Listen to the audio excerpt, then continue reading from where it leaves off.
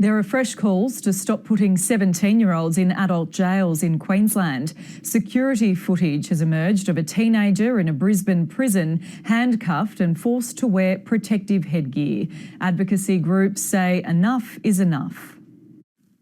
The vision shows a teenage prisoner at the adult jail in Wacol getting down on his knees in compliance with orders. 6 guards enter the room before handcuffing him and putting on a helmet with a clear visor. He's then left alone in the cell.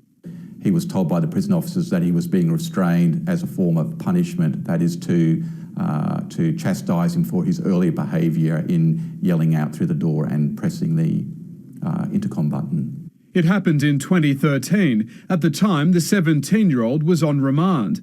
The video was obtained by the prisoner's legal service after it was contacted by the teenager. He was of the view that it was time for an example like this of treatment of 17-year-olds in adult detentions to be raised. I understand that the corrective services people have a very difficult job, but if you treat children like animals, then they become animals.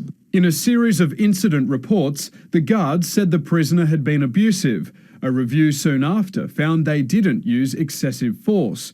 But the public release of the video has prompted fresh calls for the government to act on its pledge to remove 17-year-olds from adult prisons. All that's required is proper political will to stop children being treated like adults.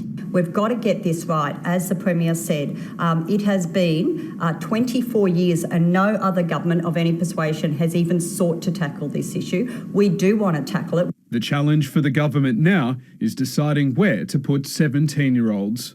There are almost 50 17-year-olds in prisons across the state. The government doesn't want them being housed in youth detention with juveniles as young as 10. It's yet to make a final decision until that predicament can be resolved.